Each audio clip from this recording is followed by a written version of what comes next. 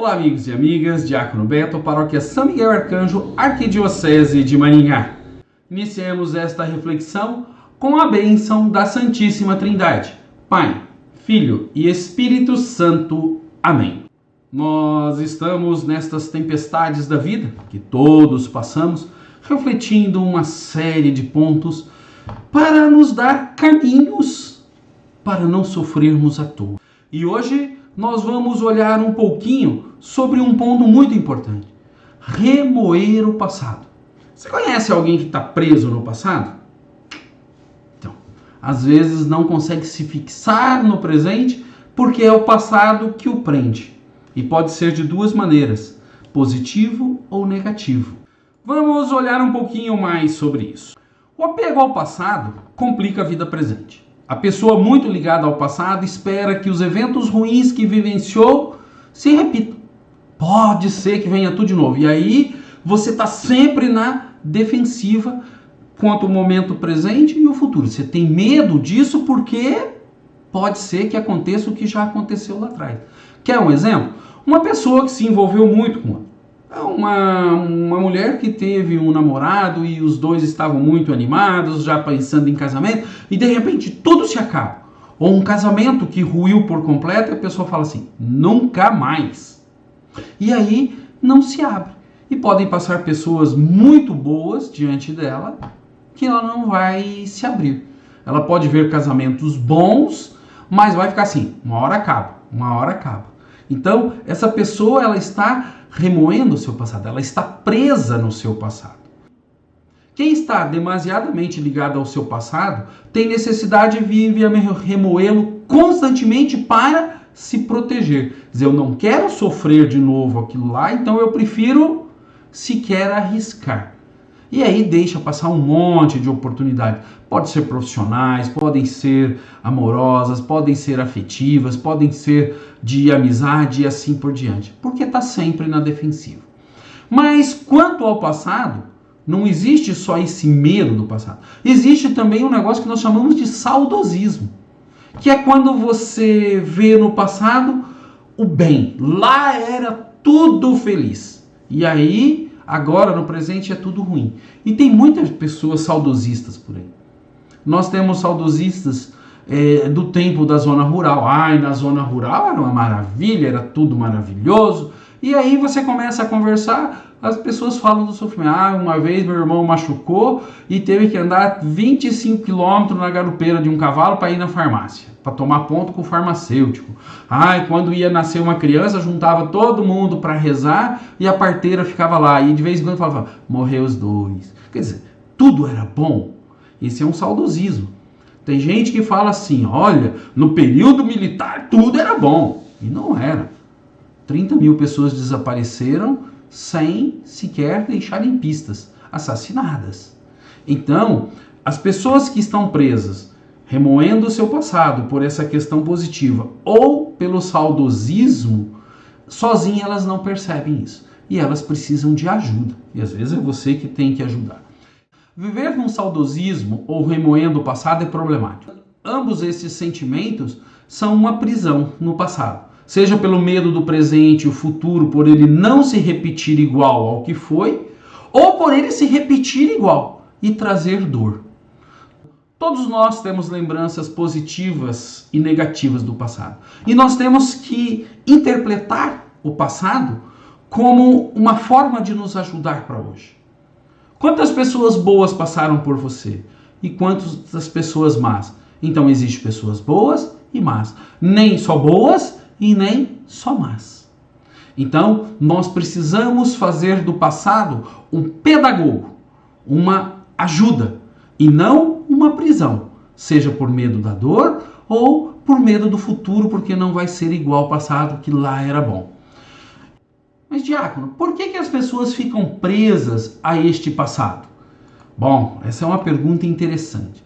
As razões para você se prender ao passado podem ser variadas, mas sempre estão ligadas a dois sentimentos, ou de saudosismo, esse conforto, essa segurança do saudosismo, ou desse medo, desse desconforto com o passado, achando que ele vai se repetir agora e você vai sofrer muito.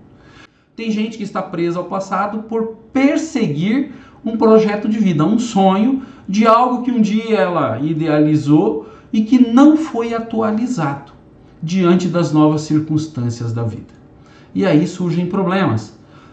Vou citar uma conhecida de infância. O pai representante ganhava muito bem naquela época e etc. E falava assim: minha filha, se quiser ser médica, vai ser médica. E esse pai acabou se envolvendo num acidente, veio a falecer, e a família não teve mais a condição financeira que tinha. E aí a filha não conseguiu fazer medicina. E ela ficou presa a isso. Eu deveria ter sido médica.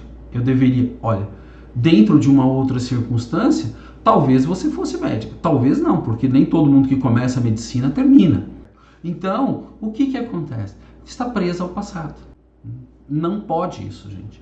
No fundo, a gente tem que atualizar a nossa vida para que a gente possa entender.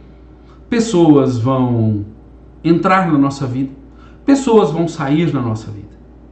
E a gente tem que entender que essas lembranças são positivas, que nós devemos ficar com ela, mas nós não devemos colocar uma corda, prender-nos a ela e nunca nos libertarmos. O passado é pedagogo e não prisão. E pedagogo, gente, é quem nos ensina. Pedagogia, ensinar. Então, o passado deve ser mestre, deve ser professor e não carcerário. Diácono, o que nós devemos fazer para não remoermos o passado? Boa pergunta, né? Tanto o remoer o passado negativamente quanto esse saudosismo pseudo-positivo são ruins quando nos atrapalham. A melhor forma de deixar é sair do medo, dessa zona de conforto. Tanto de falar assim, eu nunca mais me envolvo com alguém porque eu não quero sofrer, todo mundo é ruim, todo mundo vai trair, todo mundo é chato, quanto só o passado é bom. Então nós temos que sair dessa zona de conforto e começar a caminhar para frente e se abrir, porque a vida é cheia de desafios. Conversar com pessoas saudáveis, sem querer saber se elas estão presas ao passado, não. Apenas se abrindo a esse momento presente e vendo o que ele nos oferta. E o que for ruim? Bom, o que for ruim, gente, você deixa de lado, se afasta. Mas e o que for bom? Bom, aí é diferente.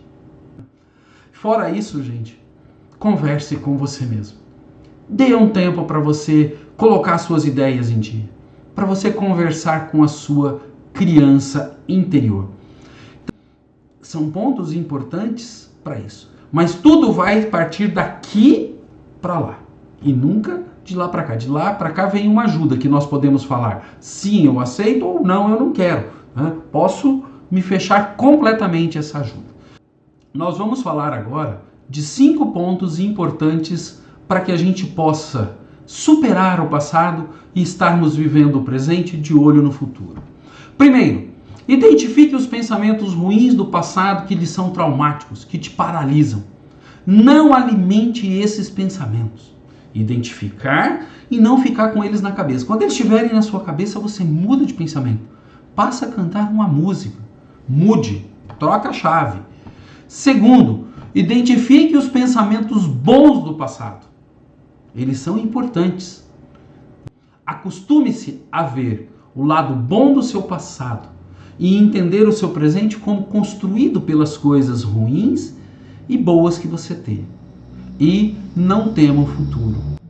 Depois, gente, reze mais. Pratique meditação. Converse com a criança interior.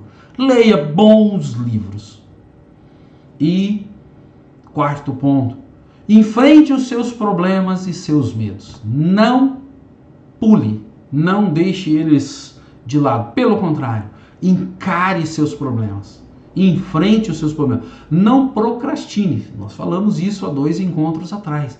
Mas enfrente os seus problemas. E por último, procure ajuda. Se precisar, gente, realmente procure ajuda. Porque deixar o passado para trás é você passar a viver aquilo que o presente nos dá.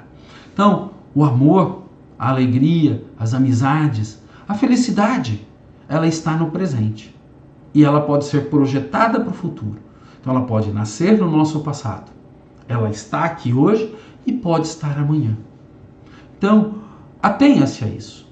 Não fique com medo do seu passado e nem com uma saudade louca do seu passado. Isso não faz bem. Pelo contrário, faz um mal danado. Importante, né, gente? Veja seu passado apenas como mestre, como professor. Sigamos juntos nesta reflexão sobre esses pontos da vida que tanto nos afetam. Paz e bem a todos e a todas.